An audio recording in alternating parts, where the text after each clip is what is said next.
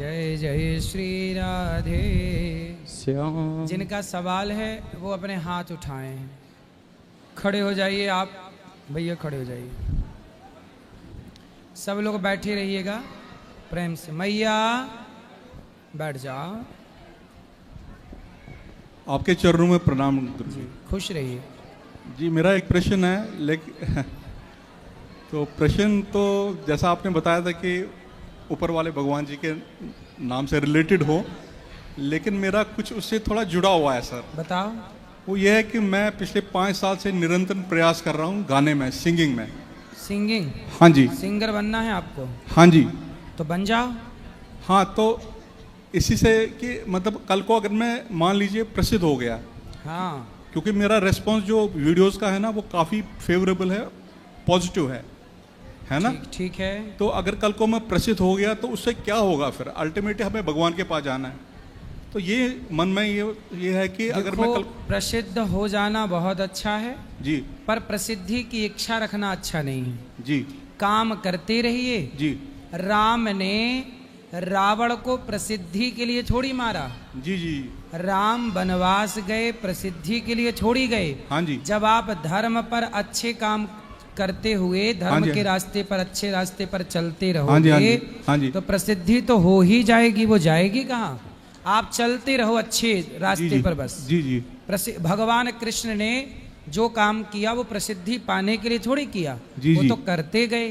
जी जी। दानवीर कर्ण जी जी। और राजा हरिश्चंद्र जी जी। बाजार में बिक गए तो प्रसिद्धि पाने के लिए नहीं बिके। जी जी। वो तो बिक गए जी। धर्म की रक्षा के लिए कि मैं मरूं तो मरूं, बिकूं तो बिकूं, पर सत्य ना जाए। जी जी। तो बाद में देखो वो ऐसे प्रसिद्ध हुए कि युगों युगों तक हरिश्चंद्र का नाम अमर है। जी, सत्यवादी। जी जी। आप अच्छे काम करिए, जी जी। प्रसिद्धि को बीच में मत लाइए। आप प्रसिद्ध हो जाएंगे अच्छे करेंगे तो। ठीक है, लता जी गाती रही। हाँ बिल्कुल। प्रसिद्धि बाद में उनको मिल गई। बिल्कुल। प्रसिद्धि के लिए नहीं गाया जी। अपने काम को बढ़िया किया तो प्रसिद्धि जाएगी कहाँ? मतलब जब अपने काम को आप ईमानदारी से 100% करेंगे जी, तो आपकी मेहनत ही तो रंग लाएगी, वही तो प्रसिद्धि तैयार करेगी। Thank you. जय श्रीमान नारायण बेटा जी। जी मैया।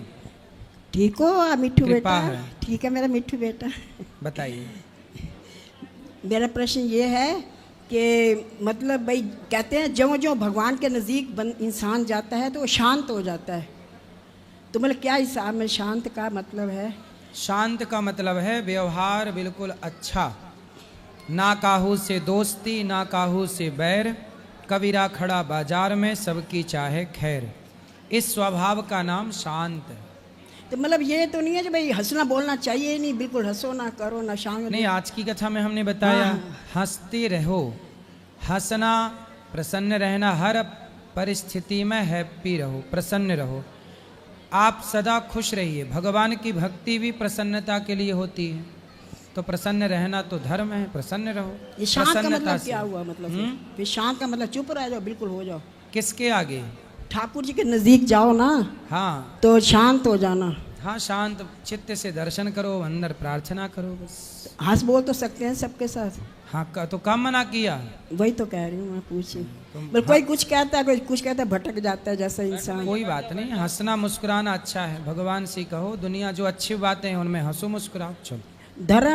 धर्म की 13 पत्नियां थी ना, तो उसमें श्रद्धा, क्षमा, दया, ऐसे आखिरी 13वीं पत्नी थी मूर्ति। ठीक है। मूर्ति, तो ये मूर्ति यही वाली मन में बसा के मूर्ति, वही वाली मूर्ति नाम था, पर आप कह सकते हैं कि मूर्ति जो धर्म की पत्नी है, मतलब धर्म की पत्नी का अर्थ है कि जो धर्म मूर्तिमान होता है। जैसे राजा हरिश्चंद्र मूर्तिमान धर्म के स्वरूप बन गए। अच्छा। राम मूर्तिमान धर्म के अवतार है, रामो विग्रहवान धर्मः। तो मूर्तिमान, लोग नहीं कहते कि ये तो मूर्तिमान धर्म है। तो मूर्ति का अर्थ यही हुआ कि आपको धर्म ये प्रेरणा देता है कि आप धर्म के मूर्तिमान समाज के लिए उदाहरण बने। अच्छा। मूर्तिमान, तो वो मूर्ति पत्नी है, तो वो ये भी सिखा रही है कि आप धर्म की मूर्ति बने, मतलब समाज के लिए आप आइकॉन बने कि ये धर्म पर चले। जैसे हरिश्चंद्र धर्म पर चले तो हमको प्रेरणा मिलती है, हम भी सच के रास्ते पर चलें। ये सच की प्रेरणा कहाँ से आई? हरिश्चंद्र से। ऐसे ये दास अनिरुद्ध वृद्ध माँ की सेवा करता है, तो आज के लड़कों को ये प्रेरणा मिलेगी कि मैं भी अपनी वृद्ध माँ की सेवा करूं। तो यही धर्म की मूर्ति है। आपको धर्म की मूर्ति बनना है, हम सबको धर्म की मूर्ति बनना है। ठीक है, मैंने सोचा वो बांके बिहारी की मूर्ति है जैसे इन हाँ, सब बांके बिहारी भी भगवान धर्म के प्रतीक बन के खड़े हैं। हाँ जी, ठीक, वैसी मूर्ति को कहते हैं। धर्म की प्रतिमूर्ति तो है भगवान भी। हाँ जी, वो गुरु तत्व और कृष्ण तत्व का क्या एक ही है मैया। गुरु के बिना कृष्ण का ज्ञान हो ही नहीं नहीं, सकता। जो तत्व क्या होता है मतलब?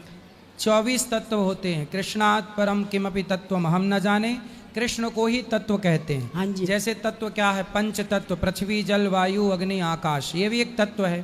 पृथ्वी को तत्व कहा है, जल को तत्व कहा है, अग्नि को तत्व कहा है। ऐसे इंद्रियां हैं, मन बुद्धि चित्त अहंकार, ये भी तत्व की श्रेणी में आते हैं। और रूप रस गंध, ये भी तत्व की दृष्टि में आते हैं। तो ये सब तत्व हैं। जैसे पृथ्वी तत्व, जल तत्व, वायु, ये सब तत्व की श्रेणी है। पर सबसे बड़ा कृष्ण भी एक तत्व है। कृष्णात् परम किमपि तत्वम हम न जाने। कृष्ण रूपी तत्व को जान लेने के बाद सारे तत्वों को जानने की जरूरत नहीं है। वो जान लिया एक बहुत है।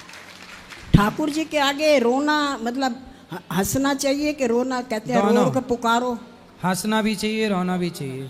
रोना मतलब रो रो के, मैं तो रोती नहीं हूँ, मैं कहती उदास हो जाएगा मेरा काना, तो मत रो। भाई रोने का मतलब ये है कि और किसी के आगे ना रोकर भगवान के आगे। और जब प्रेम जागेगा, मैं रोती जैसे मेरा काना उदास हो जाए। नहीं, बात सही है। जैसे बच्चे को देख कर ना, जब दूर से आता है तो माँ रोने लग जाती है, तो माँ कोई रोती थोड़ी है, पर आंसू छलक जाते हैं। ऐसे जब भक्त अपने भगवान को प्राप्त करता है, मिलता है और प्रेम जागता है, तो वो अपने आप आंसू आते हैं। वहाँ रोना नहीं पड़ता, वो अपने आप बहते हैं आंसू। अच्छा गुरुजी, एक मिनट गुरुजी के बारे में बोलने।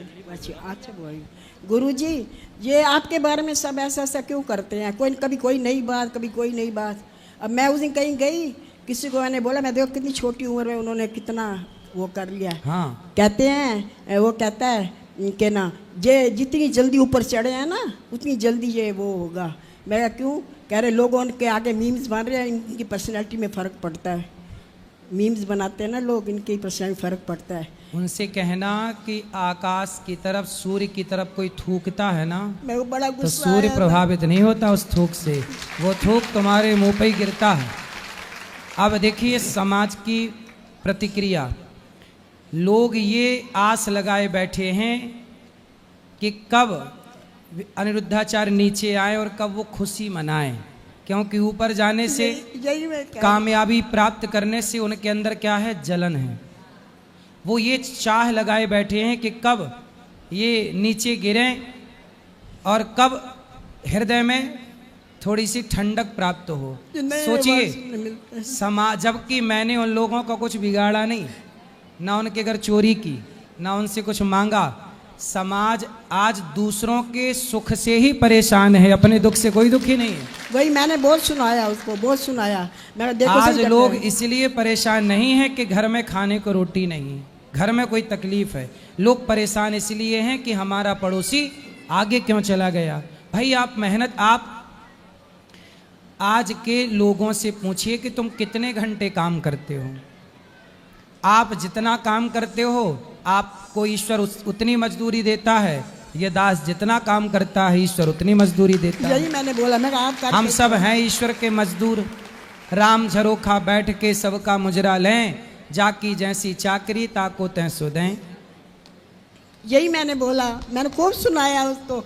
मैं कहा जाके जाओ, मैं 3-4 बार पूरी कथा सुन के आती हूँ, वहाँ बैठी रहती हूँ, देखती रहती, सारा दिन सेवा करते, आराम नहीं करते बिल्कुल। जी, बहुत सुनाया मैंने उनको। आप जैसी माएँ हैं सुनाने के लिए तो हमें जरूरत ही नहीं पड़ती। आप लोग ही मोर्चा संभाल लेते हैं। हाँ, मैं कहा वो कह रहे बिग बॉस में गए, उधर मैं बिग बॉस में गए, बिग बॉस वाली आई थी यहाँ पे खुद अंदर जो काम करती, टीवी वाली उनसे actress बोल आई। देते तुम भी चले जाओ, कौन तुम्हारी हाथ पकड़ा, तुम्हारे 14 अक्टूबर पिता वाली का है आई तुम्हारा। थी, न्यूज वाली आई थी, बॉम्बे वाली आई थी, सब यहीं पे फिर वापस आते हैं, यहीं वापस आते हैं। कितना वो काम उनसे करते हैं, बोल सारा दो दिन सेवा बेचारे, करते हैं। देखो मैया क्या करें, खिसियानी बिल्ली क्या करे, खंबा नोचे।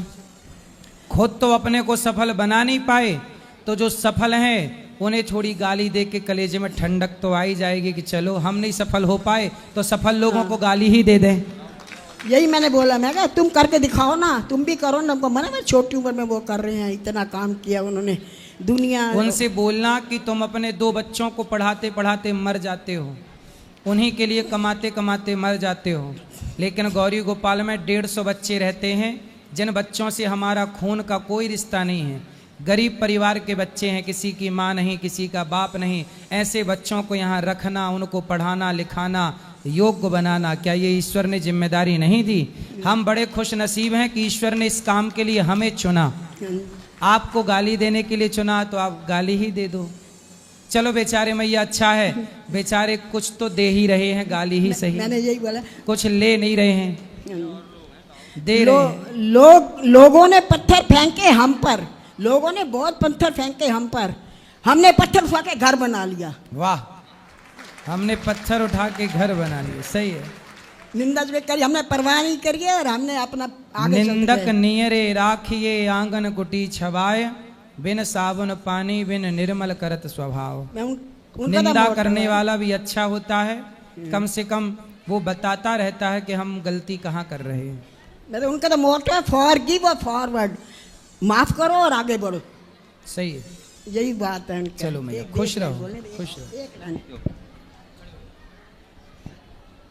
सब बैठो, अभी तो शुरू हुआ है, सबके पास आएगा। सब्र रखिए, सुनिए, सबकी बातें सुनिए। राधे राधे गुरुजी। जी, आपके चरणों में कोटि कोटि प्रणाम गुरुजी। खुश रहिए। मेरा कोई प्रश्न नहीं है गुरुजी, बस मैं अपने परिवार को, मेरे को आशीर्वाद चाहिए। चलो, आशीर्वाद है, यहाँ ले आओ। इनका प्रश्न है, खड़े हो जाओ। इनका प्रश्न है, यहाँ ले आओ। जिनका प्रश्न है बस वही प्रश्न करें। गुरुजी राधे राधे। जी, छोड़ गुरुजी, दो आप, हाथ छोड़ दो, ये पकड़ें, बोलो। गुरुजी राधे राधे। राधे राधे। गुरुजी हम बिहार दरभंगा से है, आप कुशेश्वर स्थान में आए थे। हम सब परिवार आपको दर्शन करने के लिए गए थे, मगर उस वक्त हम लोग को रास्ता भटक जाने के कारण आपका दर्शन नहीं हो पाया। रास्ते में बारिश आ गई, गाड़ी फंस गई, बहुत दुख हुआ सर गुरुजी, बहुत दुख हुआ। आज आपको सामने में देख के आत्मा तृप्त हो गया गुरुजी। आपके अंदर लग रहा कि साक्षात प्रभु जी बैठे हुए सामने में गुरुजी, साक्षात प्रभु जी बैठे हैं गुरुजी। आपको आपका दर्शन करके गुरुजी लग रहा कि पूरा मन हल्का हो गया गुरुजी, पूरा मन तृप्त हो गया गुरुजी। ऐसे आप अपना आशीर्वाद बनाए रखे, अपना आशीर्वाद बनाए रखे, हर एक बार वृंदावन आए और आपका दर्शन करे गुरुजी। यही प्रश्न है गुरुजी, अपना आशीर्वाद अपना आशीर्वाद बनाए रखे गुरुजी। जी ठीक। क्या नाम है मैया का? है मीना। मीना मैया फरीदाबाद से कितनी 11,000 रुपए की सेवा संतों के भोजन के लिए कर रही हैं। फिर काय के लिए? स्कूल का। वाह, गौरी गोपाल जो स्कूल बनने जा रहा है CBSE बोर्ड का, वो बच्चों को निःशुल्क शिक्षा प्रदान करेगा। वो इस स्कूल के लिए मैया ने 11,000 का सहयोग किया और साथ में एक स्माइली दी है। स्माइल करते रहिए, बोलिए। जय श्रीमन नारायण प्रभु जी। आपके श्री चरणों में नारायण दास का कोटि कोटि प्रणाम जी प्रभु। नाथ सकल संपदा तुम्हारी, मैं सेवक समेत सुतनारी। प्रभु हम सब परिवार सहित आए हैं आपके गुरु पूर्णिमा के उसमें आपसे मिल लिया, बहुत आनंद आया। जय श्री राधे। हमें आप यही यहाँ का खुश रहिए, खुश रहिए, जय श्री सुखी राधे। रहिए। और किसका सवाल है? प्रभु जी दास का आपके चरणों में कोटि कोटि प्रणाम। प्रभु जी दास को सेवा लाया है, स्वीकार कीजिए प्रभु इसमें। ठीक है प्रभु जी, दास को तो आपने पूरा जीवन चेंज कर दिया सर। जैसे कहते नहीं है सर, किसी फ़ोन को रिस्टोर मारते हैं, उसमें गलत ऐप होते हैं, उसको दोबारा से इंस्टॉल करते हैं। इस दास को सर जैसे भी प्रभु जी आप इस दास के अंदर भाव जगाते हो सर, ऐसे ही प्रभु जी बनाए रखना, अपने चरणों से लगाए रखना प्रभु जी। प्रभु जी जो भी काफ़ी समय से जो भी विपत्तियों का सामना हो रहा है प्रभु, आपने बहुत साथ दिया है, आपकी बड़ी कृपा है प्रभु, अनुभव कराते हो प्रभु इस चीज़ का। आप खुश रहिए प्रभु आशीर्वाद दीजिए, सारी परेशानी दूर करके और सेवा में इस दास को लगा दीजिए प्रभु। कहाँ एक से आए हो? प्रभु जी बहड़ी से प्रभु जी, बरेली से आगे तो कौन कौन है आपके घर पे? मम्मी हैं, 2 सिस्टर हैं, 3 सिस्टर थी, एक की शादी कर दी, मम्मी हैं और पापा है, पिताजी क्या हैं। करते हो आप? अभी तो प्रभु जी कुछ नहीं प्रभु, आप इस दास को योग बनाइए प्रभु। कुछ काम करो, पैसे कमाओ, माँ बाप की सेवा करो, अच्छे से जिम्मेदारी निभाओ, ईमानदारी से आगे बढ़ो, पैसे कमाओ और खूब भगवान का चिंतन करते हुए किसी का हमसे कुछ बिगड़े ना। हमारे द्वारा मनसा वाचा कर्मणा, हमारे शरीर से मन से वाणी से किसी का बुरा ना हो, शरीर से मन से वाणी से सदा मनसा वाचा कर्मणा भगवान का हम चिंतन करें, इसी सच्चे अच्छे रास्ते पर चलकर जीवन व्यतीत करना प्रभु चाहिए। आप कृपा बनाए रखना प्रभु, और इस दास को इतना शक्ति दो प्रभु, जो दास दौड़ दौड़ के सेवा करे प्रभु। सेवा करो, खूब खाया करो, भले दुबले पतले हो। प्रभु आपको तो सब पता ही है प्रभु, आपसे थोड़ी कुछ छपा है प्रभु, ये दुनिया नहीं जानती, आप तो सब जानते हो प्रभु। तो क्या दिक्कत है बताओ?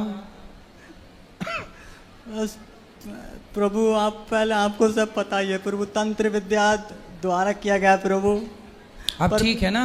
हाँ प्रभु आपकी कृपा है प्रभु, आप पे आस है प्रभु, कभी ना कभी आप नैया पार लगा। नारायण कवच का पाठ किया करिए, बस नारायण कवच का पाठ यदि आप करते हैं तो कोई भी तंत्र विद्या आपको छू नहीं सकती। एक लाइन प्रभु, तू सूरज मैं सूरजमुखी हूँ पिया, ना देखूं तुझे तो खिले ना जिया, तेरे रंग में रंगी मेरे मन की कली, खिला जो मेरा दिल सारी दुनिया खिली, ये कैसा अनोखा है बंधन सजन, बिना डोर के बंध गया मेरा मन, तू जिधर ले चला मैं उधर ही चली, खिला जो मेरा दिल सारी बगिया खिली, कभी जो न बिछड़े वो साथी हूँ मैं, तू मेरा दिया तेरी बाती हूँ मैं, बुझाया बुझी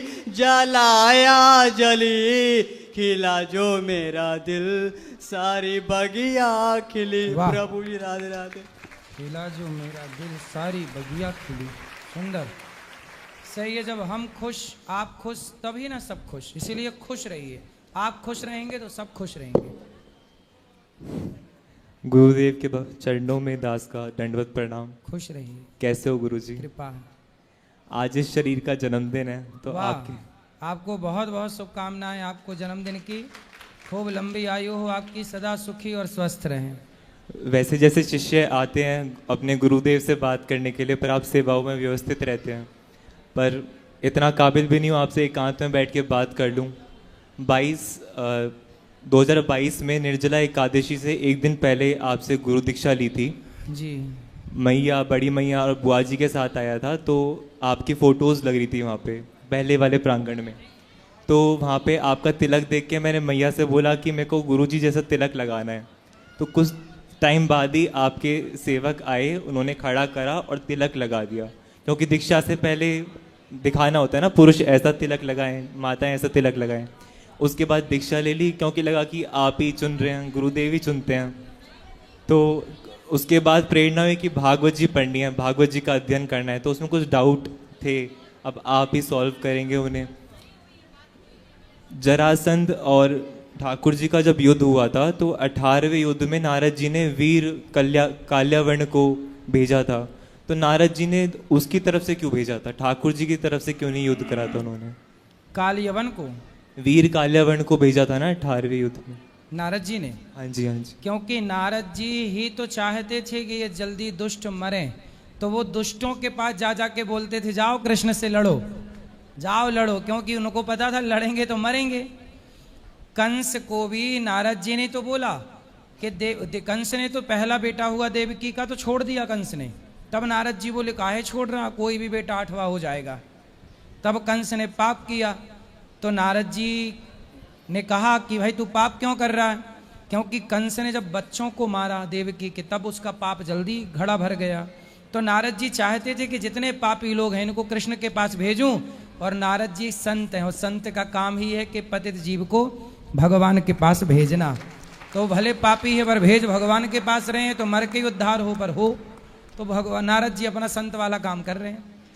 और बलराम जी ने सूत जी का वध करा था, ये पता है कि कुछ शिक्षा देने के लिए ही करा था, पर क्यों करा था? उन्हें तो सब पता था ना सूत जी कितने उच्च लेवल के संत हैं, पर फिर भी वध करा।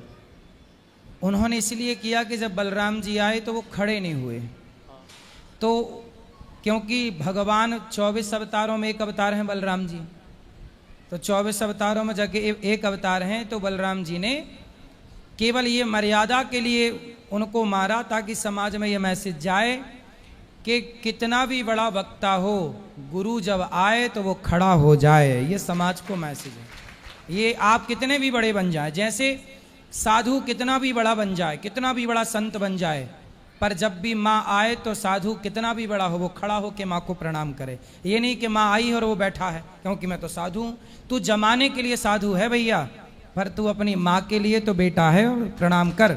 साधु जमाने के लिए है, पर माँ के लिए, माँ से बड़ा कोई साधु नहीं है धरती पे। तो वो समाज को प्रेरणा थी कि गुरु आए तो फिर खड़े होना चाहिए, कितना भी बड़ा शिष्य हो जाए। शिष्य बड़ा हो गया इसका मतलब ये नहीं कि मैं अपने गुरु की अवहेलना कर दूं। देवराज इंद्र से यही तो हुआ कि देवराज इंद्र के गुरु आए तो देवराज इंद्र खड़े नहीं हुए, इसलिए गुरु जी नाराज होकर चले गए। तब इमरजेंसी विश्वरूप को उन्होंने अपना गुरु बनाया। तो समाज को बलराम जी प्रेरणा शिक्षा दे रहे हैं, वो सीख है। और अर्जुन का विवाह भगवान की बहन से हुआ, सुभद्रा जी से, और कृष्ण जी का विवाह भद्रा जी से हुआ, जो मामा के पुत्र थे। किनसे? भद्रा जी का, जो मामा, भद्रा जी के मामा के पुत्र लगते हैं कृष्ण जी।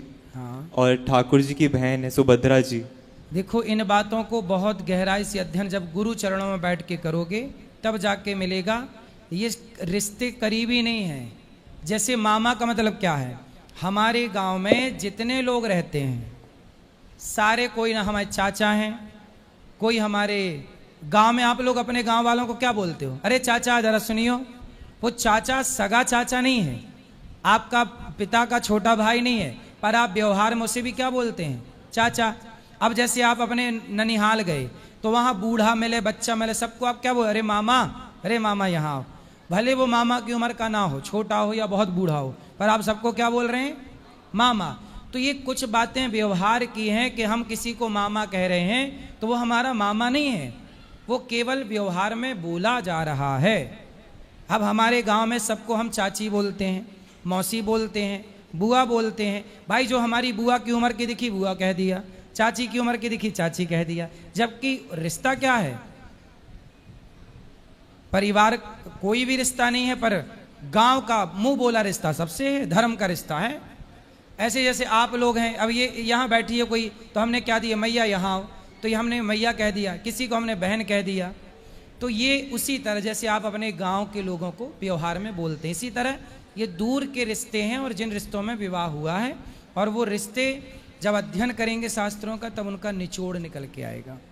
गुरुजी, आप ही गुरुजी हैं, तो कभी कभी पहली बार ही प्रश्नोत्तरी में आपसे बात कर रहा हूँ, 2.5-3 सालों की दीक्षा लिए, अब ये डाउट आए थे तो आपसे पूछने के लिए आया। जैसे हरि वंश संप्रदाय में एक दूसरे को संबोधित बुलाने के लिए सखी बोलते हैं, और गौड़िया संप्रदाय में प्रभु जी माता जी करके पुकारते हैं। तो हमारी श्री वैष्णव संप्रदाय में एक दूसरे को क्या बोलते हैं? नारायण। नारायण आइए, नारायण सुनिए। नारद जी क्या बोलते हैं? नारायण नारायण। नारायण के सिवा कुछ नहीं निकलता। तो नारायण आइए, नारायण सुनिए। नारायणी स्त्री है तो नारायणी, नारायण आओ, नारायण सुनो, नारायण पानी लाओ, नारायण दूध लाओ। खुद के लिए दास का भाव रख के सामने वाले को नारायण करके पुकारे। सब में नारायण, सब में, ना जाने किस रूप में नारायण में, इसलिए सब में अपने नारायण का ही दर्शन हो। नारायण यहाँ हो, नारायण सुनो। तो श्री संप्रदाय में सबको नारायण से संबोधित किया जाता है, नारायण। और गुरुजी, एक गुरु भाई का प्रश्न ही है, शिवांश नाम है, अभी गुरु पूर्णिमा थी ना, अभी मिला था उससे, तो उसका प्रश्न है, जैसे वॉशरूम में जाते हैं तो उसको पता चला है कि हमारी संप्रदाय में वॉशरूम में तुलसी माला निकाल के जाना होता है, तो निकाल के जाएं या पहन के जाएं? देखो, निकाल के जाएं तो अच्छा है, पहन के लघु शंका यदि जाते हैं तो कोशिश करें कि निकाल के जाएं, आके तुरंत धारण कर लो। और एक माला गले में ऐसी पड़ी रहे जो हर समय पड़ी रहे, तुलसी की ना? हाँ, एक माला ऐसी भी हो जो हमेशा पड़ी रहे, हर क्षण पड़ी रहे, क्योंकि हर क्षण हृदय से तुलसी चिपकी होनी चाहिए।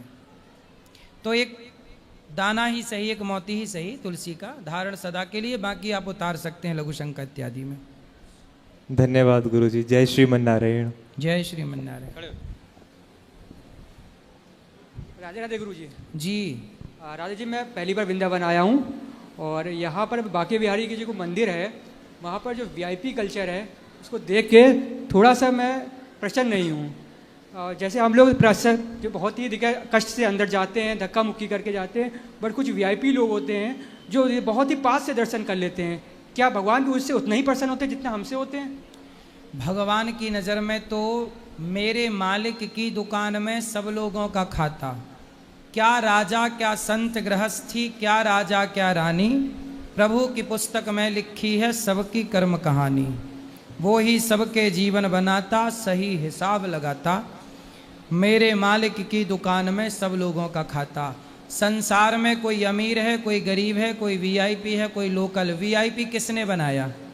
आजकल लोग 4 पैसे कमा लेते हैं तो उन्हें लगता है कि हम वीआईपी पैसे हैं तो पैसे दे के दर्शन कर लेते हैं, लेकिन भगवान देखो, दुर्योधन के 56 भोग त्याग कर, दुर्योधन तो वीआईपी सोने की थाल में भोग लगा रहा था भगवान को, पर उसके वीआईपी कल्चर को त्याग कर भगवान विदुरानी के घर जाके छिलकों का भोग लगाए। तो भगवान तो पीछे वाले को मिलते हैं, आप भले आगे खड़े हो जाएं। अब दुर्योधन जब कृष्ण से मिलने गया तो दुर्योधन श्री कृष्ण के सिर के पास खड़ा हो गया और अर्जुन भगवान के चरणों के पास खड़े हो गए। तो जो सिर के पास खड़ा है मतलब वो पास है, और जो चरणों में खड़ा है वो मतलब दूर है। तो दूर खड़े अर्जुन पर तो नजर पड़ गई, पर सिर के पास खड़े हुए दुर्योधन पर नजर नहीं पड़ी। सच बताएं, ये बताओ, अयोध्या से शबरी दूर थी कि पास थी? दूर थी। शबरी दूर थी ना जी। अयोध्या के लोगों को ऐसा प्यार ना मिला जैसा शबरी को, दूर खड़ी शबरी को मिला। तो परमात्मा पास वाले को बाद में देखते हैं, दूर वाले को पहले। इसलिए आप दूर से यदि दर्शन कर रहे हैं तो भगवान भाव के भूखे हैं, ना कि पास और दूर की चाहत रखते हैं। धन्यवाद गुरुजी। गुरुजी दंडवत प्रणाम जी। जगन्नाथपुरी उड़ीसा से आए हुए। जय जगन्नाथ। गुरुजी, मेरा एक प्रश्न है कि कलयुग में सरल से सरल मनुष्य का कैसे उद्धार हो सकता है महाराज जी? क्योंकि धर्म संकुचितम तपोविरोहितम, यहाँ पे भी कोई सत्कर्म सब दूषित है, तो सरल से सरल भगवान की प्राप्ति कैसे हो सकती है मनुष्य को? आपने पूछा सरल व्यक्ति को भगवान की प्राप्ति कैसे हो सकती है? जय। पहले तो ये समझिए कि सरल में अक्षर कितने हैं? सा रा ल। सा मतलब सीता, रा मतलब राम, ला मतलब लक्ष्मण। जिसके हृदय में सीता राम लक्ष्मण बैठे हैं उसका कल्याण हो जाएगा, वही सरल है। जय हो। लेकिन सरल का मतलब है जिसके हृदय में सीता राम बैठे हों, जिसके हृदय में सीता राम की जगह है, वो क्या है? वही सरल है। जिसके हृदय में भगवान का वास ना हो वो सरल नहीं है। और जब भगवान बैठ जाएं आपके भीतर में तो बस आपका कल्याण हो जाएगा, सीधा सीधा। इस कलयुग में महाराज जी मतलब जल्दी भगवत प्राप्ति कैसे हो? कलयुग में रह करके सरल बन जाइए, सरल बन सीधा। जो व्यक्ति ज्यादा होशियार है जी, उसे भगवान नहीं मिलते जी। अब देखो, शबरी माता होशियार थी कि सीधी साधी सरल सच्ची थी? सरल थी महाराज। सबरी कब काशी को धाई, कब पढ़े आई गीता, सांचे मन के मीता, रघुवर सांचे मन के मीता। शबरी जैसी सरलता हो जी, जटायु जैसी सरलता हो, है ना? जब सरलता होगी विदुरानी जैसी, तो भगवान के पास जाना नहीं पड़ेगा, सरलता होगी केवट जैसी तो खुद दर्शन देने भगवान आएंगे। तो भगवान मिलते हैं उस प्रेम की सरलता से, इसलिए ज्यादा कपट ना हो, सरल भाव। मैं बिल्कुल कुछ नहीं, अज्ञानी की ज्ञानी बनना और अज्ञानी बनना, कोशिश करिए कि जानो सब पर समाज में ऐसे रहो कि कुछ नहीं जानते। जड़ भरत जानते सब थे जी, परंतु अज्ञानियों की तरह रहते। तो आप जितने होशियार बनेंगे उतने ईश्वर से दूर। होशियार का मतलब है होशियारी, होशियारी मतलब छल कपट। लोग नहीं अच्छा ज्यादा होशियार बन रहे हो मतलब कपट कर रहे हो, छल कर रहे हो, चोरी इत्यादि को होशियारी कहते हैं। बिल्कुल सरलता, सीधी सीधी बात। जैसे ये दास अनिरुद्ध आपको सीधी बात कहता है, मैं सीधी समझता हूं, सीधी समझाता हूं, मैं टेढ़ी बातें नहीं करता। तो सरल, जहां सरलता है वहां परमात्मा है, जहां मन में छल कपट है वहां से ईश्वर भाग जाते हैं। नाम महिमा का थोड़ा बारे में बताइए महाराज। अजामिल जैसा पापी जो नरक जाने के लिए चल चुका था, यमदूत पकड़ के ले जाने लग गए थे, पर मरते समय धोखे से दूरे क्रीडन का सक्तम पुत्रम नारायणा वयम प्लावितेन स्वरेणोच्चैराजुहावा जितेंद्रिया। बेटा नारायण, बस नारायण मुख से धोखे से निकला, जान कर नहीं। एक नाम लिया तो भगवान ने पार्षदों से कहा जाओ कोई भक्त पुकार रहा है। पार्षदों ने कहा वो अपने बेटे को पुकार रहा है। भगवान ने कहा बेटे का नाम तो 5 साल से है, मेरा नाम नारायण तो अनादिकाल से है, इसलिए मुझे ही पुकार रहा है वो, इसलिए जाओ और उसका कल्याण हो गया नाम के प्रभाव से। इसलिए कलयुग केवल नाम आधारा, सुमरि सुमरि नर उतरहि पारा। कृते यध्यायते विष्णुम त्रेतायाम यजतो मखई द्वापरे परिचर्यायाम कलौ केशव कीर्तनात्। सतयुग त्रेता द्वापर में जो गति यज्ञ जप तप करने से मिलती थी, कलयुग में केवल सच्चे मन से भगवान का जाप करने से मिल जाती है। नाम काम करते रहो, नाम श्रीमन्नारायण श्रीमन्नारायण, हर क्षण श्रीमन्नारायण, एक पल के लिए ना जाए हृदय से श्रीमन्नारायण, भगवान ही काम आएंगे। देखो अहमदाबाद में प्लेन हादसा हुआ, बच्चे बूढ़े सब जल गए जिंदा, सबकी दर्दनाक मृत्यु हो गई, सारे लोग मारे गए। लेकिन उन्होंने जीवन में जो पुण्य किया होगा, मरने वालों ने जो भगवान का नाम जपा होगा, जो भला करके समाज के लोगों के साथ किसी को रोटी खिलाई होगी, किसी के प्रति दया का भाव रखा होगा, जो पुण्य किया होगा, क्या वो पुण्य भी उस आग में जल के राख हो गया होगा? नहीं महाराज। आदमी जलता है, आग केवल शरीर को जलाती है, आग संसार के पद पदार्थ जला सकती है, पर आग में इतनी ताकत नहीं कि जो मैंने नाम जप का पुण्य पाया है, सेवा का पुण्य कमाया, उस पुण्य को भी आग जला सके। धरती में ऐसी कोई आग नहीं है जो पुण्य को जला सके। इसलिए मीराबाई कहती हैं, पायो जी मैंने राम रतन धन पायो, मेरे पास ऐसा धन है कि चोर चुरा नहीं सकता, डाकू लूट नहीं सकता और आग जला नहीं सकती। ये धन है राम नाम का। बहुत बहुत धन्यवाद। खूब नाम जप करिए। जय जय श्री राधे। राधे राधे गुरुजी। जी गुरुजी, मेरा प्रश्न ये है कि भगवान श्री कृष्ण ने मथुरा वृंदावन धरा को ही क्यों चुना अपने अवतार के लिए? आप क्या चाहते हैं, कहाँ अवतार लेते हैं? आपके हिसाब से कहाँ लेना चाहिए? मेरे हिसाब से तो कहीं पर भी लेना चाहिए, लेकिन उन्होंने क्यों चुना इस धरे तो कहीं पर भी लेते तो भी आप तो यही सवाल करते कि वहाँ क्यों लिया अवतार। जैसे कानपुर में अवतार ले लेते तो आप ये पूछते कानपुर में अवतार क्यों लिया। पंजाब में अवतार लेते तो आप पूछते पंजाब में अवतार क्यों लिया। दिल्ली में अवतार लेते तो आप पूछते दिल्ली में। गुजरात में अवतार लेते तो आप पूछते गुजरात में। महाराष्ट्र में अवतार लेते तो आप पूछते महाराष्ट्र में। इसलिए मथुरा में ही ले लिया, क्योंकि आपको पूछना तब भी था जब वो कहीं और लेते। मथुरा में अवतार इसलिए लिया क्योंकि रा, अब पीछे का रा निकाल लो, आगे का माँ निकाल लो, क्या बचा? राम।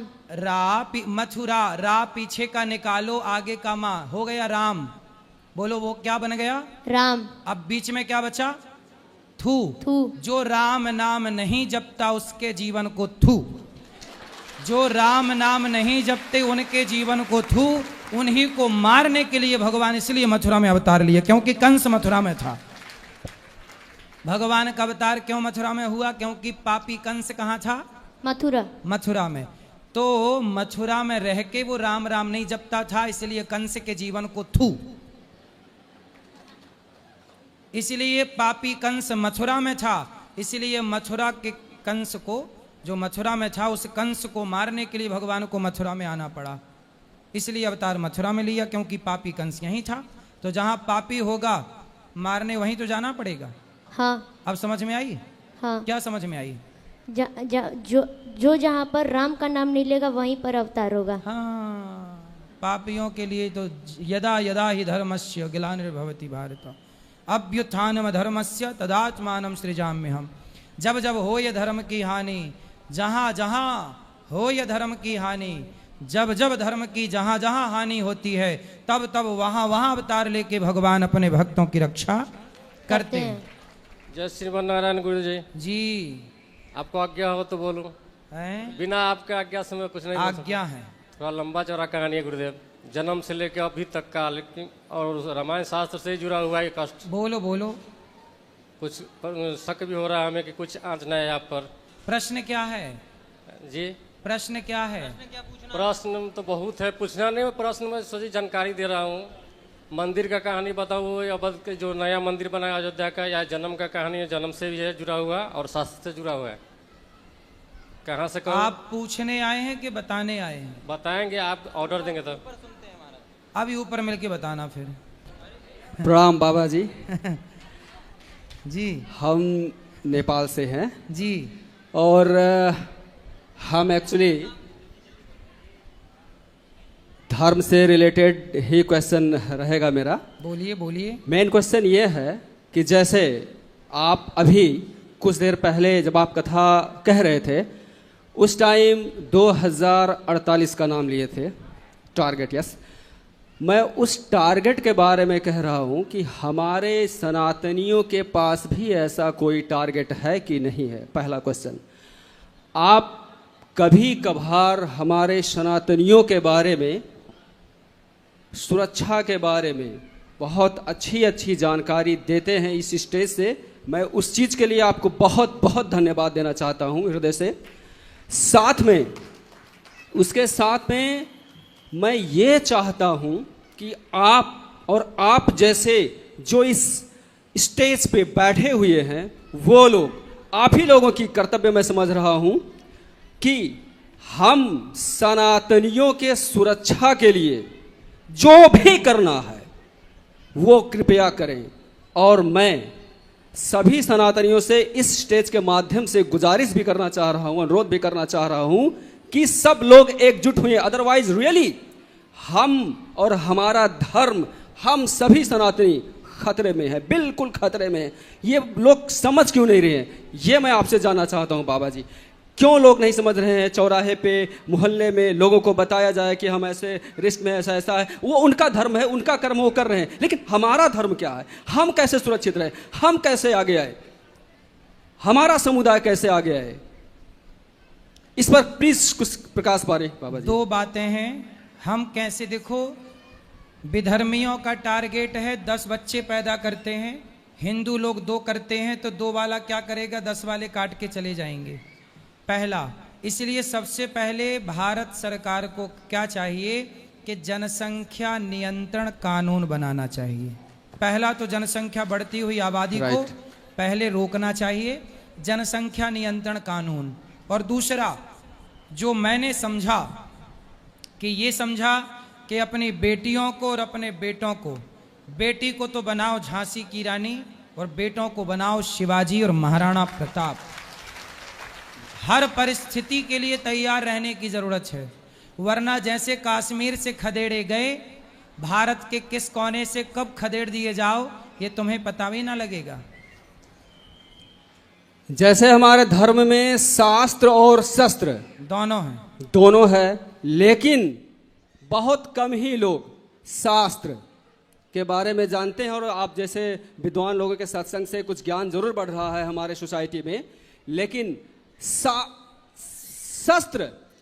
शस्त्र का प्रयोग मुझे नहीं लगता है कि हमारे समुदाय में लोग कर रहे हैं। मेरा फिर से आपसे अनुरोध है कि हर एक कार्यक्रम में गुरुजी, हर कार्यक्रम में, देखिए मैं नेपाल से हूं, ठीक है, बट मैं बोलता हूं कथाओं में कि बेटियों को झांसी की रानी, अब ऐसा है ना, हम तो कथाओं में ये तक कहते हैं कि बेटियों को स्कूलों में तलवार चलाना सिखाना चाहिए, लाठी चलाना सिखाना चाहिए। क्यों? कि कल को उनका बलात्कार ना हो, कम से कम वो अपनी सुरक्षा तो करें। हमारी बेटी पढ़ने गई स्कूल, कुछ लड़कों ने उसका बलात्कार कर लिया, अरे कम से कम उसके पास खुद की रक्षा करने की ताकत तो हो। हमारी झांसी की रानी क्या ऐसी थी कि कोई भी उसके साथ बलात्कार कर ले? अरे वो तो अंग्रेजों को मजा चखा दिया कि नहीं? खूब लड़ी मर्दानी वो तो, हाँ वो लड़ी, खूब लड़ी मर्दानी। और आपके लिए क्या आएगा? आप लड़े, आप कहाँ लड़ रहे हैं? आप तो भाग रहे हैं, चूहिए से डर लग रहा है, कॉकरोच से आज की स्त्रियां डर रही हैं।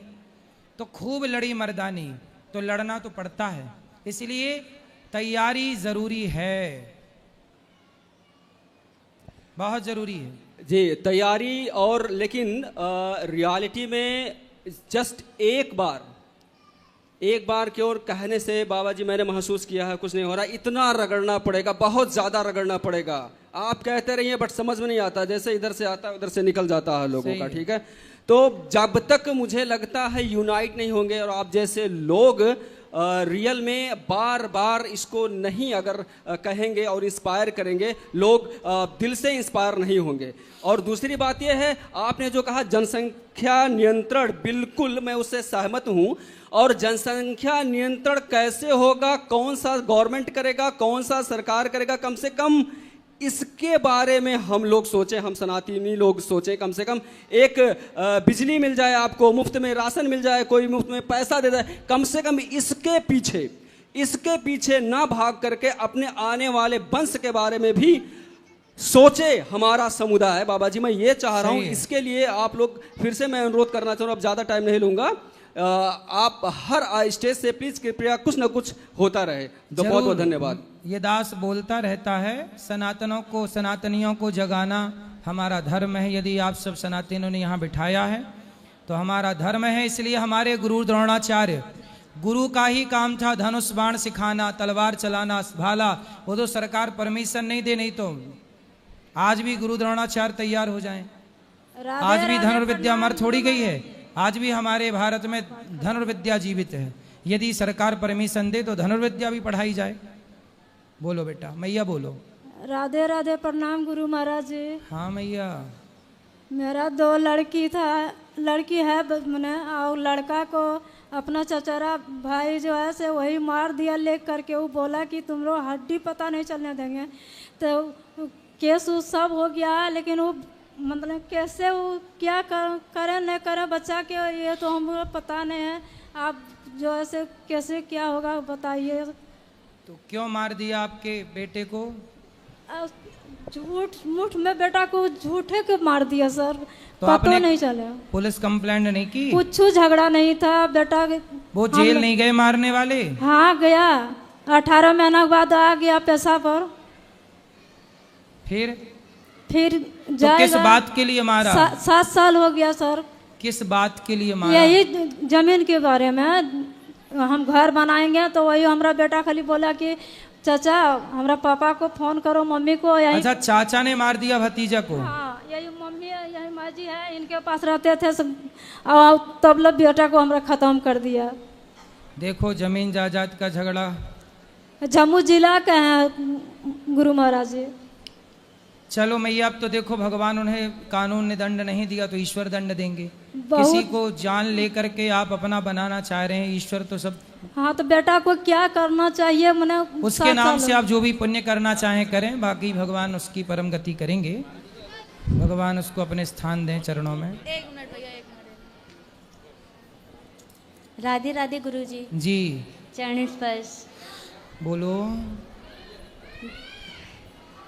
गुरुजी, मेरे बच्चे आज शिवाय का जन्मदिन है, तो इस वजह से मैं उसको आपके दर्शन और कान्हा जी का आशीर्वाद, आपका आशीर्वाद दिलवाना चाहती हूँ। खूब खूब आशीर्वाद शिवाय को, खूब लंबी आयु हो, सुखी और स्वस्थ रहें।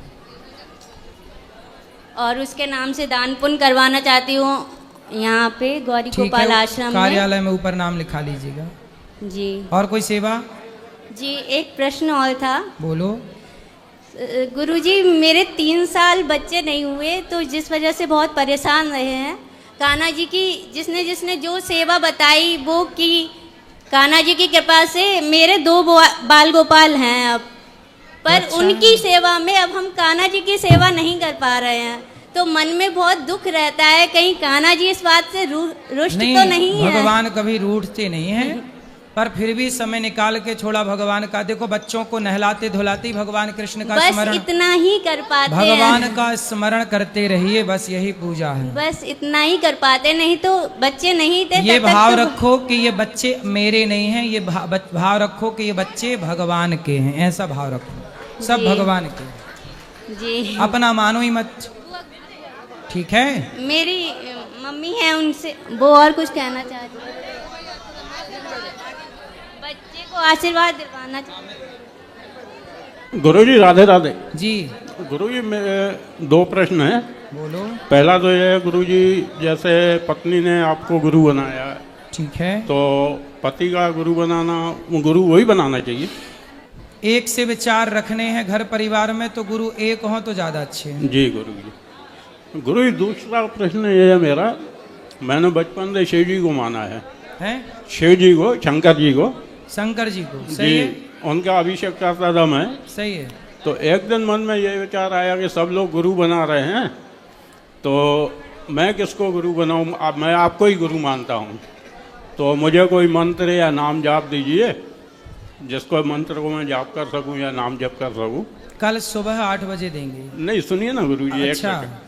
तो एक दिन मैं अभिषेक कर रहा था, आरती पूजा की, उसके बाद मैंने मन में ये शिव जी से बोला कि आज मेरे मुख से जो पहला नाम निकला उसका मैं जाप करूंगा, जो मंत्र मेरे जहन में आया दिमाग में उसका जाप करूंगा।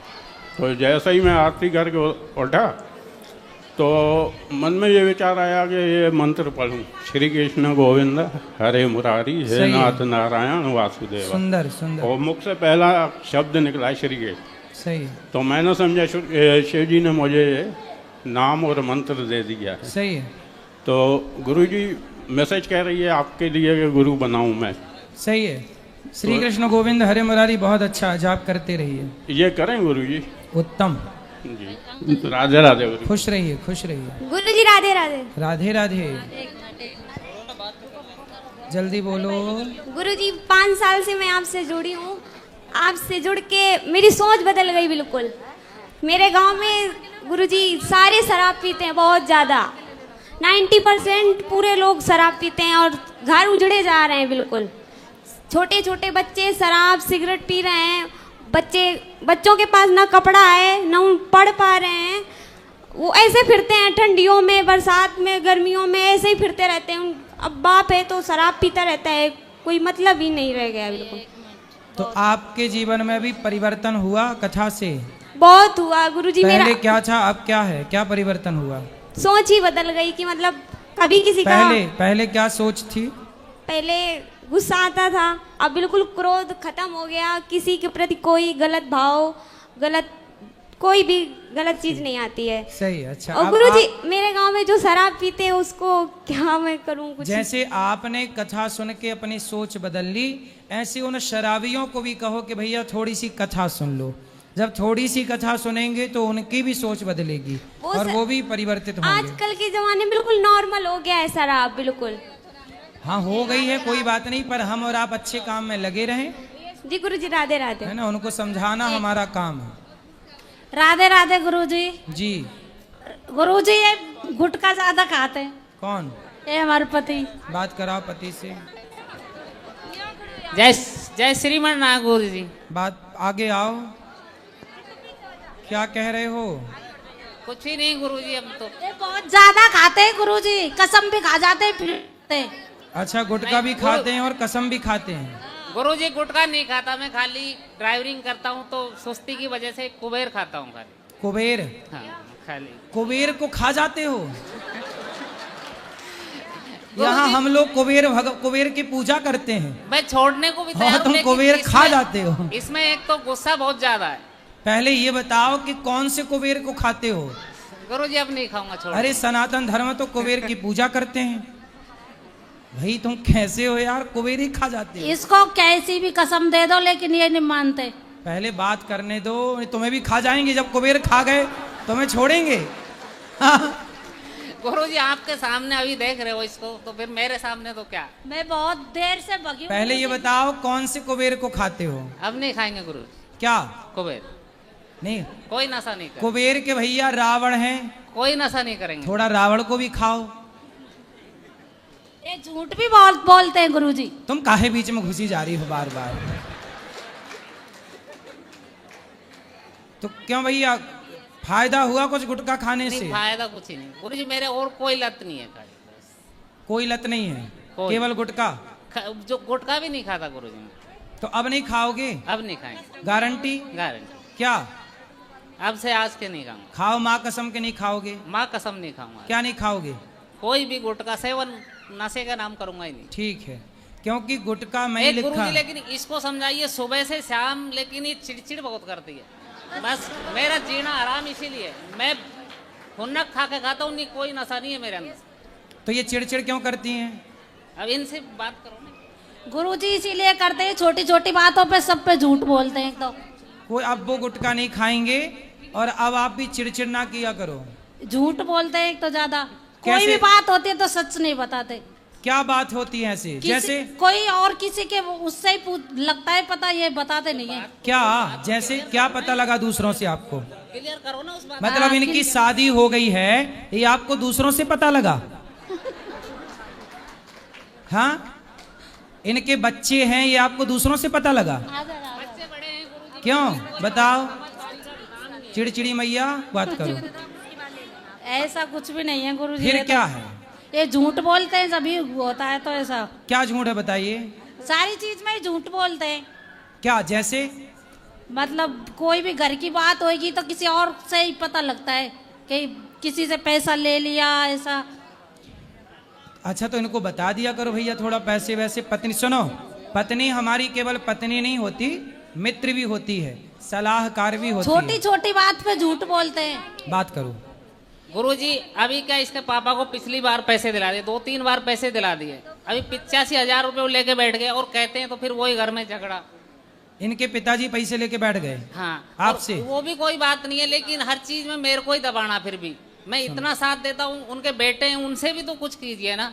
सही है, सही है। जितनी बच्चे क्षमता समझदार हैं, बच्चे भी जानते हैं इस चीज को। जब आप जितनी क्षमता है उतना ही पैसे का काम लेन देन करो। लेकिन एक बात बताऊं मैं आपके लिए और सबके लिए, कि कोई भी हम काम करें, नया काम करें, पुराने काम को ख़त्म करें, कुछ भी करें, पैसा लें, पैसा दें, तो एक बार ना पत्नी हमारी केवल पत्नी ही नहीं होती, वो हमारी एक मित्र होती है, हमारी एक सलाहकार होती है। इसलिए कोई भी काम करो तो पत्नी और पति दोनों पहले एक सलाह कर लो कि हम ये काम करने जा रहे हैं, करें कि नहीं। एक दोनों की सलाह ले, इससे रिश्ते मधुर और मजबूत रहते हैं। हर पुरुष को पत्नी की सलाह जरूर लेना चाहिए, क्योंकि पत्नियां सलाह अच्छी देती हैं। गुरुजी आशीर्वाद दीजिए। जी, आशीर्वाद तो है, पर पत्नी की सलाह लेना है आपको। गुरुजी सलाह लेता हूँ, लेकिन अब पैसे का किसी से किसी ले लेन देन करना है तो बात कराओ। तो आप क्या चाहती हो कि आपके पति ऐसा कुछ भी नहीं है, पैसे बांटते रहे? नहीं नहीं, ऐसा कुछ भी नहीं है। फिर तुम झूठ बोल रहे हो ऐसे ही। क्या? और क्या? क्या झूठ बोल रहे हैं? ऐसा कुछ भी नहीं है गुरुजी। कैसा? ये बोल रहे हैं जैसा कि सर गुरुजी पैसे रखता है, जबकि मैं कोई पर्स वर्स जेब में नहीं रखता, सब घर ही पटकता हूँ। सारा पैसा इनको ही देते हो? हाँ, पैसे भी घर पे देता हूँ। तो ये क्या करती हैं पैसे का? और ठाकुर जी की अच्छी कृपा हुई है गुरुजी, ऐसी कोई बात नहीं है। मकान वकान सब अच्छा बनाया है जयपुर में। पैसा का मैं क्या करती हूँ बताओ? तो वही तो बात है। अरे तो आप रखना संभाल के। अच्छा पति है आपका, इतना अच्छा पति पाके भी शिकायतें देखो हैं। मैं क्या करूँ पैसा का? ये तो बताओ ना, मैं पैसा का क्या करूँ? मुझ में कोई भी ऐसी नहीं है गुरुजी। कपड़ा भी मैं अपने पीआर वाले देते हैं वही पहनती हूँ, और कोई भी कपड़ा जाता वही पहनती हूँ। ऐसे नहीं कि राधे राधे। अब लड़ाई ना करना, नहीं लड़ने लग जाओ घर जाके। महाराज जी हैं? राधे राधे महाराज जी। जी महाराज जी, मैं कैंसर पीड़ित हूँ और गुटखा खाने से कैंसर हुआ है, इसलिए आपके यहाँ आया हूँ कि सबको संदेश दे दो कि गुटखा नहीं खाएं। तो आप गुटखा खा, कौन सा गुटखा खाते थे? मामा गुटखा खाता था मैं। मामा गुटखा। मामा? हाँ। मामा भी गुटखा है? हाँ, आता है साहब मामा गुटखा, वो खाता था और उससे कैंसर हो गया है। आपको? हाँ।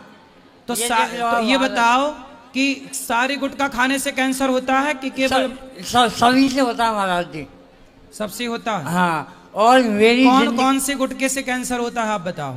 सभी जितने भी गुटखे आते हैं, तम्बाकू जितने भी आती हैं, सबसे कैंसर होता है सर। तो आपको कैंसर हो गया, अब रोटी नहीं खा पाते अच्छे से? मुझे डॉक्टर ने 1.5 महीने के लिए बोला, 1.5 महीने की जिंदगी बची है तुम्हारी। अब आप 1.5 महीने बाद मर जाओगे? बस ये बताया है, इसलिए आपके दर्शन के लिए आया हूं। सोचिए, ये देखो कितना भलाई का काम करने आए कि 1.5 महीने बाद इनको डॉक्टर ने बोला मर जाओगे, लेकिन भगवान से मैं प्रार्थना करूं कि आप सदा सुखी और स्वस्थ रहें। लेकिन देखो, ये 1.5 महीने बाद कैंसर हो गया है, इनकी मृत्यु हो सकती है, लेकिन केवल ये बताने आए हैं आज के युवाओं को, यूथ को, कि भैया हम तो मर रहे हैं गुटखा खा के, यार तुम अपनी जिंदगियां बचा लो, तुम ना मर जाना गुटखा खा के। भैया कोई भी गुटखा मत खाए, मेरी हालत खराब है और 1.5-2 महीने में खत्म हो जाऊंगा मैं।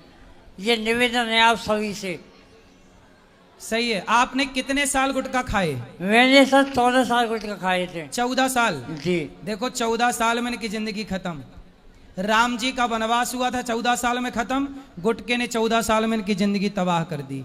तो बताओ, कैकई से बड़ा दुश्मन तो गुटका है। कैकई के भेजे राम तो आ भी गए, पर गुटका का भेजा तो वापस नहीं आ सकता, गया सो गया। महाराज जी, जो आप एक आरती गाते हो ना, उसकी 2 लाइन में सुनना चाहता हूँ आपके मुंह से। सुनाओ। नहीं, आप सुनाओ सर, मैं आपके मुंह से अच्छा लगता है सर। कौन सा? वो आरती गाते हो ना सर आप। हाँ। करुणा करो कष्ट हरो, ज्ञान दो भगवन, भव में फंसी नाव मेरी तार दो भगवन, दर्द की दवा तुम्हारे पास है, जिंदगी दया की है भीख मांगती, मन में बसा कर तेरी मूर्ति, उतारूं मैं गिरधर। भगवान आपको सुखी रखें, आपका कैंसर जल्दी अच्छा हो, हम भगवान से यही प्रार्थना करते हैं। रोज भगवान का नाम जपा करो। यदि 1.5 महीने की आयु बची है तो कोई बात नहीं। राजा परीक्षित जी को 7 दिन में मरना था, पर 7 दिन में उन्होंने भगवान का नाम जप के भागवत सुन के अपना कल्याण किया। आप भी भगवान का नाम जपो, जपते हो ना? मैं आपको वो दिखा सकता हूँ सर रिपोर्ट, अगर किसी को कंफ्यूज हो, भैया गुटखा मत खाना कोई भी। देखो, एक मरता हुआ व्यक्ति कहते ना कभी झूठ नहीं बोलता। हाथ जोड़ के कह रहा हूँ। और सर मैं लास्ट में मेरी अंतिम जो इच्छा है वो आपके चरण के पैर हाथ लगाना चाहता हूँ। आप भी मिल लेना, मैं आपको मिलूंगा, पर आपको भगवान का नाम जपना है खूब। मैं सर गायत्री परिवार से हूँ। आपके बच्चे कितने हैं? 2 बच्चे हैं सर। कितने बड़े? एक 12th क्लास में पढ़ता है, एक 9th क्लास में पढ़ता है सर। तो आप 1.5 महीने बाद चले जाओगे, तो फिर बच्चों के लिए क्या व्यवस्था है? आपके आशीर्वाद से सर मैं मेडिकल में हूँ और सब कुछ है उनके पास। है सब कुछ, चिंता ना करिए, भगवान अच्छा रखे। देखिए, अब छोटे छोटे 2 बच्चे हैं, एक 12वीं पढ़ता है, एक 9वीं। और देखिए, इतनी कम आयु में अब इन्हें जाना पड़ेगा क्योंकि इन्होंने गुटखा खाया है। आप में से जितने लोग गुटखा खा रहे हैं, अच्छे से देख लें, अच्छे से सुन लें और सीख लें। फिर भी ना सीखें, जिंदगी दी है परमात्मा ने अच्छे कामों के लिए। ये दास अनिरुद्ध को भी जीवन दिया है। मैं भी गुटखा खा के अपने जीवन को बिगाड़ सकता हूँ, लेकिन मैं गुटखा खाकर नहीं, समाज की सेवा, वृद्ध माताओं की सेवा करके जिंदगी समाप्त कर रहा हूँ। हम सबको मरना है, क्यों बुरे काम करके मरें, क्यों कैंसर से मरें, क्यों ना अच्छे काम करते हुए जीवन लीला पूरी करें।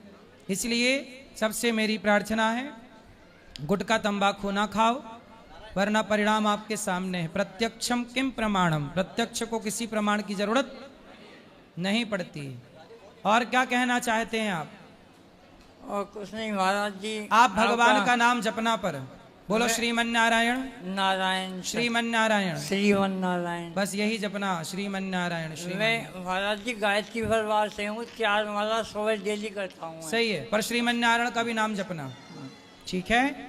भगवान करें आपका रोग ही अच्छा हो जाए और आप जल्दी से 1.5 महीने बाद फिर आप आए, स्वस्थ होके आए, भगवान से यही प्रार्थना। मैं सिर्फ इसलिए आया था यहाँ पे सबको संदेश देने के लिए। मैं जयपुर भी गया था, या हॉस्पिटल में संदेश सबको दे के आया हूँ।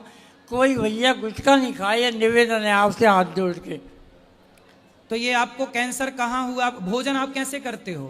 मैं सर दलिया पीता हूँ, बस भोजन नहीं करता। दलिया पीते हो बस? और रोटी नहीं खा पाते, चावल नहीं खा पाते, और पानी? पानी तो पी लेता हूँ। पानी पी लेते हो? हाँ। और दलिया खा लेते हो? हाँ। तो आपकी पत्नी है? हाँ है ना सर, MBA है, अच्छी पढ़ी लिखी है सर। तो आपको पहले ही छोड़ देना था ना गुटखा? महाराज जी पिताजी ने खूब कहा, लेकिन उस टाइम पे नहीं छोड़ पाए हूँ। अच्छा, पिताजी ने समझाया था? खूब कहा था, पिताजी ने कहा था, माता जी ने कहा था, माता जी चली गई पिताजी, विजय जी ने कहा था, भक्तों ने कहा था, सब ने कहा था। आपके पिताजी हैं? हाँ है ना। देखो, पिताजी ने समझाया था कि बेटा गुटखा ना खाओ, बच्चे नहीं मानते। और कुछ कहना है? कुछ नहीं कहना, एक बार पिताजी से आवाज व्यक्त कर दो। दुलीचंद लवानिया नाम है उनका। क्या कहना है? बस मैंने उनको बता नहीं रखा है। हैं? मैंने इनको बता नहीं रखा है किसी को भी। बता नहीं रखा? क्या नहीं बता रखा? इसका अच्छा, आपने पिता को बताया नहीं कि मैं 1.5 महीने बाद चला जाऊंगा? आपसे निवेदन है, किसी को नहीं बताया आपने? यही बता रहे हैं। तो ऐसा किसने बोला कि आप 1.5 महीने बाद आपकी मृत्यु हो जाएगी? डॉक्टर कमल किशोर लखेरा जी हैं, मेरी रिपोर्ट रखी है उनकी। अच्छा, डॉक्टर ने बोला है? हाँ, अंदर तक है, लंग्स तक है। अच्छा, अंदर भी चला गया कैंसर? हाँ। इसका कोई इलाज नहीं है? कुछ नहीं है, थेरेपी है जो मैंने लगवाई है। तो कहते हैं अभी सिद्धू जी की पत्नी को कैंसर हो गया था, तो गौमूत्र से, हल्दी से, नीम के पत्तों से कुछ मैंने सर खूब तुलसी और गौमूत्र सब कुछ खाया है सर मैंने। अच्छा, तो आपने तब खाया होगा ना जब आपको पूरा फैल चुका। शुरुआती दौर पे यदि आप लेते तो निश्चित ठीक होता है ना। चलो, अब भगवान से हम सब यही प्रार्थना करें कि आप स्वस्थ हों और आपका किसी भी तरह से ये रोग अच्छा हो जाए और आपकी ज़िंदगी बचे और बच्चों के ऊपर एक पिता का साया बना रहे। एक पिता के बिना बच्चे ना हो जाएं, बच्चे अनाथ ना हो जाएं। सर एक बार और उसको मैं कम से कम दिन में 20 बार सुनता हूँ आपके उस आरती को। क्या आरती? हाँ, 20 बार सुनता हूँ, कम से कम 20 बार। अच्छा। हाँ, तो और सुनाऊं आपको? एक बार और। मांगू तुझसे क्या मैं यही सोचूं भगवन, जिंदगी जब तेरे नाम कर दी अर्पण। मांगू तुझसे क्या मैं यही सोचूं भगवन, जिंदगी जब तेरे नाम कर दी अर्पण। सब कुछ तेरा कुछ नहीं मेरा, सब कुछ नहीं मेरा। चिंता है तुझको प्रभु संसार की, मन में बसा कर तेरी उतारूं मैं गिरधर। ठीक है? और कोई सेवा करूं आपकी? सेवा नहीं। यहाँ आओ, आप ऊपर आओ मेरे पास यहाँ। गुरुजी राधे राधे। जी। गुरुजी, जैसे किसी की मृत्यु हो जाती है तो क्या सवा महीने तक क्या पूजा नहीं होती है? कितने दिन? सवा महीने। 13 दिन तक, जब तक 13वीं ना हो जाए तब तक ठीक है, इसके बाद कर सकते हैं पूजा। जैसे कुछ लोग ये कहते हैं ना 7 महीने तक पूजा नहीं करी जाती है। वो कहते हैं क्योंकि पूजा करते ही नहीं थे, पूजा ना करने का बहाना और मिल गया। वो तो बहानेबाज लोगों के लिए है। तो हमने ये कहा, हमारे गुरुजी कहते हैं छोड़ना है तो गलत काम छोड़ो ना, निंदा चुगली छोड़ो। तो निंदा चुगली 1.25 महीने तक नहीं छोड़ेंगे, छल कपट नहीं छोड़ेंगे 1.25 महीने, बस पूजा छोड़ेंगे। यही मैंने कहा था। गुरुजी एक मेरा भाई है छोटा वाला, वो बहुत ज्यादा मतलब सूटी खाता है, सुपारी। उसको बताना। अब वो आया है पीछे, मैंने कहा गुरुजी से शिकायत करूंगी, तो वो पीछे बैठ गए आपके डर के मारे। खुश रहो, खुश रहो, खुश। आओ यहाँ उठो, उठो। क्या नाम है आपका? नहीं दूंगी, नहीं दूंगी ज्योति दीदी। खुश रहिए, खुश रहिए, चिंता ना करिए, भगवान अच्छा करेंगे आपको। ठीक है, खुश रहिए,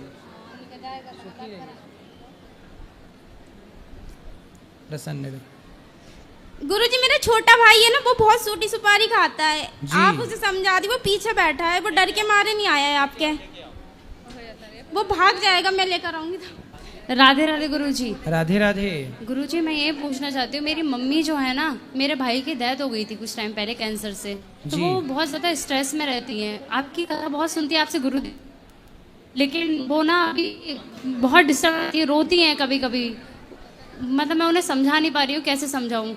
मैं उन्हें कहती हूँ कि मैं उनकी बेटी नहीं बेटा हूँ, उनको बहुत समझाती हूँ, फिर भी वो बहुत ज़्यादा रोती हैं और फिर बहुत ज़्यादा टेंशन लेती है। और मेरे छोटे भाई की भी बहुत टेंशन लेती है वो। तो उनको बोल दो कि टेंशन ना लिया करें, कथा सुना करें। उनको पता है, मतलब उन्होंने कथा सुनी थी, तो उसमें किसी ने कथा में एक बार मतलब कान्हा जी ने किसी के बेटे को दोबारा जिंदा कर दिया था, तो उन्हें ऐसा लगता है कि जैसे उनका बेटा मतलब सही हो जाएगा। कहाँ है वो? डेथ हो गई मेरे भाई की। तो आपकी माँ ऐसा सोचती है? हाँ। कहाँ माँ? माँ तो आई नहीं है, वो तो आपकी कथा सुन रही है अभी लाइव। तो माँ से बोलना कि बस भगवान का चिंतन करें और भगवान का ही चिंतन करें, क्योंकि संसार मृत्यु लोक है, यहाँ सबको आने वाले को जाना पड़ता है। गुरुजी आप उनको ये बोल दीजिए कि वो ना क्या कहते हैं, ये ना समझे कि मैं उनकी बेटी हूँ, मैं उनका बेटा हूँ, मैं उनकी जिंदगी ख्याल रख सकती हूँ। सही है, आप उनकी एक इकलौती अब बेटी आप हैं। नहीं, मेरा भाई भी है, वो इतना ख्याल नहीं रखता। अच्छा। मैं अपने मम्मी का बहुत ख्याल रखती हूँ। आपका भाई कितने साल का है? छोटा है वो। तो उसको भी सिखाओ कि वो माँ बाप का ख्याल रखना सीखे। अब तो उसने मतलब सही रास्ते पे चलने की कही है, अब पता नहीं। ठीक है, उसको भी लाना। भाई लाए हो? नहीं, आया नहीं भैया। उसको भी लाना, समझाएंगे कि भाई माँ का ख्याल रखो। ठीक है गुरुजी, राधे राधे। ठीक है। सीताराम महाराज जी। सीताराम। जय बागेश्वर धाम की जी। मैं मथुरा आया था, तो मैं जब भी मथुरा आता हूँ तो जो परिक्रमा मार्ग है, प्रेमानंद महाराज जी जो परिक्रमा से निकलते, उसके सामने ये मदिरा का एक दुकान है, यानी यहाँ पे बहुत सारे मांस मदिरा के है, तो ये कब बंद होंगे, मुझे ये पूछना था। हैं? जो मथुरा में अभी वृंदावन में जो मांस मदिरा बेचा जाता है, वो यहाँ से कब बंद होगा? इतनी पवित्र ये पावन धरती है, यहाँ से ये कब छूटेगा, ये कब बाहर जाएगा? हम तो चाहते हैं कि आज ही छूट जाए, पर सरकारें नहीं चाहती कि ये सब बंद हो। सरकारें चाह लें तो आज बंद हो जाए, मेरे हाथ में होता तो मैं कब का बंद कर देता। और महाराज श्री मेरी आपस से एक विनंती थी कि अभी जो बागेश्वर धाम की जो सनातन पद यात्रा निकलेगी 7 से 16 नवंबर तक, वो जो कि दिल्ली से मथुरा तक आएगी, इसके बारे में आप अपने जो सेवादारों से यानी जो आपके भक्तों से आपका क्या निवेदन है इसके बारे में कि ठीक है आप क्या चाहते हैं कि इसमें अधिक से अधिक लोग सनातन एकता के लिए सनातन तो सब प्रकार से रहे, सनातन सबके लिए है, सबका कल्याण हो, सनातन की सेवा सब करें और सबको करनी चाहिए, सम्मिलित हों सब। गुरुजी राधे राधे। जी गुरुजी मैं डॉक्टर बनना चाहता हूँ। बनो, जल्दी बनो और पढ़ाई करना चाहता हूँ, आपकी कृपा से। करो, खूब मन लगा के पढ़ो और जल्दी डॉक्टर बनो, और खूब सेवा करो, खूब सुखी रहिए। चलो ये दे दो इनको भैया को। श्रीमन नारायण गुरुजी। जी जी जी।